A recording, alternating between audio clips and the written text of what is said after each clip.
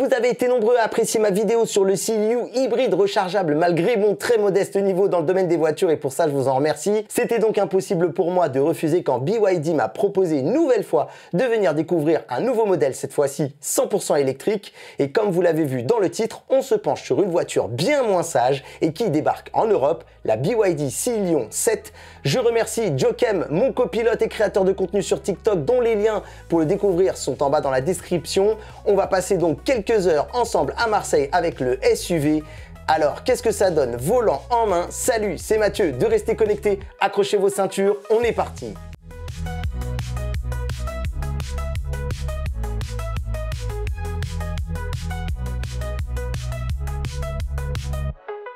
Oubliez les SUV ennuyeux, le Scion 7 c'est une autre histoire. BYD s'est inspiré des océans pour créer un design fluide et dynamique. Imaginez donc un capot plongeant, une ligne de toit fuyante comme un coupé et des feux arrière qui rappellent des gouttes d'eau. Le résultat, un SAV à l'allure sportive et imposante qui ne passe pas inaperçu.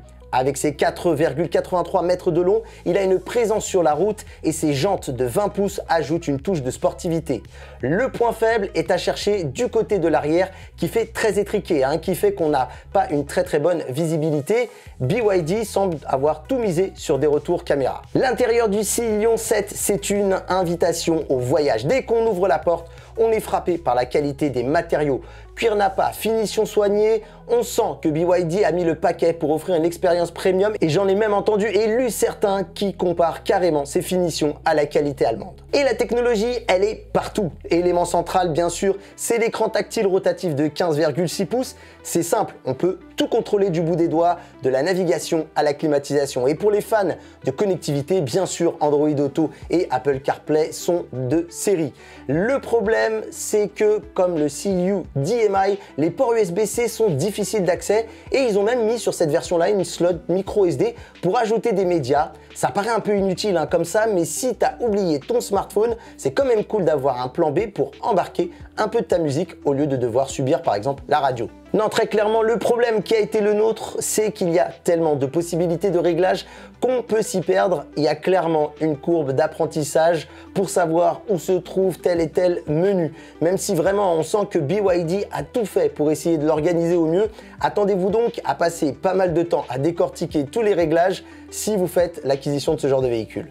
Bon, revenons-en au petit plus, c'est l'affichage tête haute qui projette les informations essentielles directement sur le pare-brise. C'est le genre de fonctionnalité qui apporte à la fois du confort mais aussi de la sécurité car on garde toujours un œil sur la route et ça c'est très bien. D'ailleurs, en parlant de garder un œil, il y a un capteur qui piste notre regard et qui nous rappelle à l'ordre quand on se détourne un peu trop longtemps de la conduite. En parlant de la sécurité, si certains y seront sensibles et seront très clairement ravis de ce que vous propose le Scion 7, il y a d'autres en revanche qui seront très agacés par les avertissements sonores qui peuvent être très nombreux et qui ne pardonnent que très peu d'écart. Dans la voiture, oui pardon, désolé, je sais que t'aimes pas.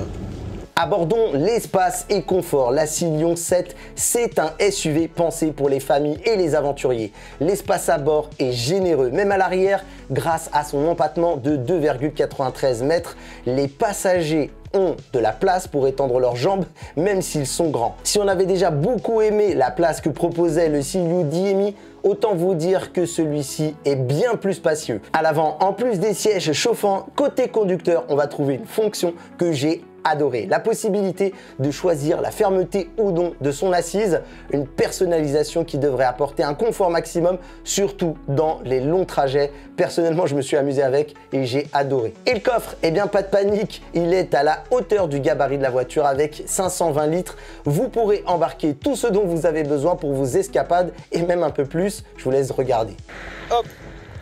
Et oui, Mathieu, il peut rentrer à l'intérieur. Oh la vache! Magnifique. Magnifique. Enferme-toi maintenant. Il est là-haut, il est là-haut. Et allez, je te laisse. Oh le cuidado quand même. Aïe!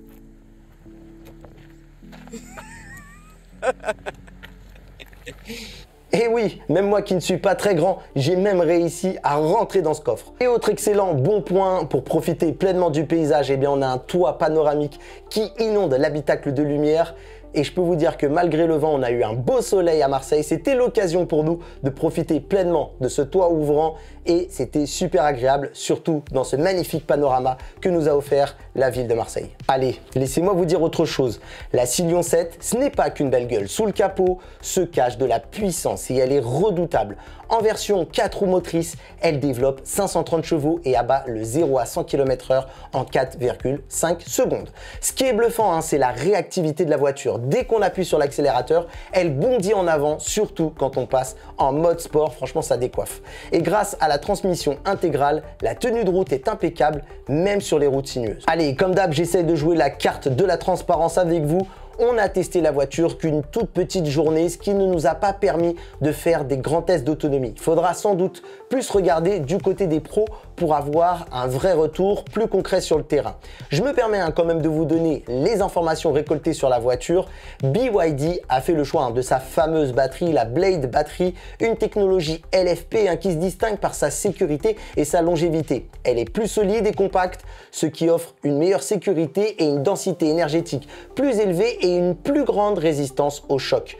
Mais qu'on se le dise, cette structure simplifiée, elle permet aussi de réduire les coûts de production. BYD nous promet une autonomie confortable qui peut atteindre 502 km selon le cycle WLTP. La version d'entrée de gamme de la Model Y, à titre de comparaison avec sa batterie d'environ 60 kWh, affiche une autonomie de 455 km, tandis que la version grande autonomie propulsion atteint les 600 km. Très clairement, la technologie LFP de la batterie Blade utilisée par le constructeur est réputée pour sa sécurité, sa durabilité et son respect de l'environnement. Cependant, elle pourrait avoir une densité énergétique légèrement inférieure à celle des batteries lithium-ion classiques, ce qui pourrait expliquer une autonomie moins importante à capacité de batterie égale.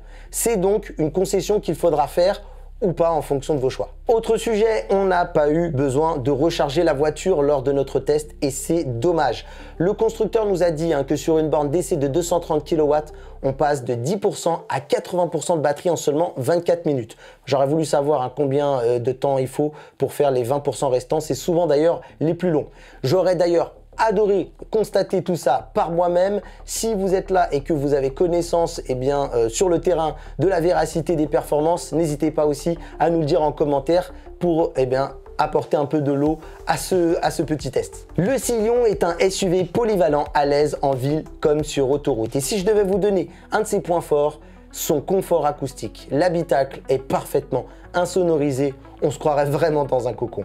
Le bémol, peut-être sa suspension qui est un peu ferme, ce qui peut nous amener à sentir les imperfections de la route, surtout si on est à l'arrière. Concernant l'audio embarqué, ce qui est quelque chose qui compte beaucoup pour moi, BYD s'est associé cette fois-ci à Dynaudio, un fabricant danois d'enceintes acoustiques haut de gamme, reconnu pour la qualité de ses haut-parleurs et la précision de sa restitution sonore. Sur la Siliu, c'était Infinity et j'avais pas trop apprécié la proposition sonore, mais avec Dynaudio, c'est clairement mieux. On a plus de basse et de rondeur, c'est comparable vraiment à ce que j'ai moi sur ma Kia qui est équipée d'enceintes JBL. Franchement, j'ai bien aimé. Alors, est-ce que la Silion 7 est un prétendant sérieux? BYD nous propose un SUV 100% électrique sport séduisant sur le papier. Design, performance, technologie, espace à bord, il a de sérieux atouts pour séduire les automobilistes européens. Mais attention, il y a quelques points faibles qui sont à prendre en compte.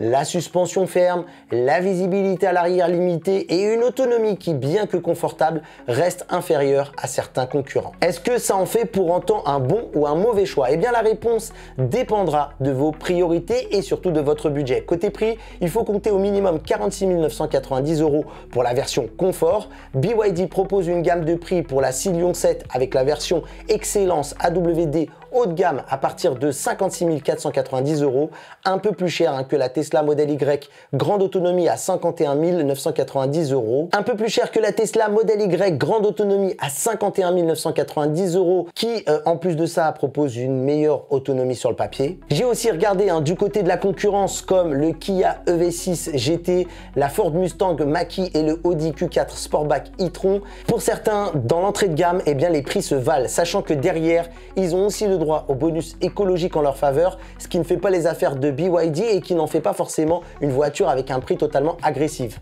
Par contre, quand on parle de haut de gamme et de premium, et très clairement, BYD se positionne beaucoup mieux pour beaucoup moins cher. Ce qui est certain, c'est que plus on avance, plus l'image de marque des constructeurs de véhicules chinois qui seraient cheap et pas fiables est en train de disparaître. La proposition faite pour le Scion 7 mérite très clairement votre attention et je peux vous dire que j'aurais adoré rentrer avec. Mais vous maintenant, dites-moi, alors est-ce que vous êtes convaincu par la BYD Scion 7, par la proposition du constructeur, par la qualité, les finitions ou en tout cas par le positionnement tarifaire? C'est surtout ça qui m'intéresse. Est-ce que BYD soulève encore pour vous des doutes, des questions par rapport aux autres constructeurs qui sont en face, européens et là depuis plusieurs années? N'hésitez pas à me dire ce que vous en avez pensé. Lâchez-moi un petit like si vous avez apprécié la vidéo, un petit commentaire. N'hésitez pas à partager cette vidéo pour nous aider à grandir. Et si vous arrivez par ici, par hasard, bienvenue et pensez à vous abonner à la chaîne. Il y a plein d'autres vidéos qui vous attendent, que ce soit de voitures, de tech et bien plus encore.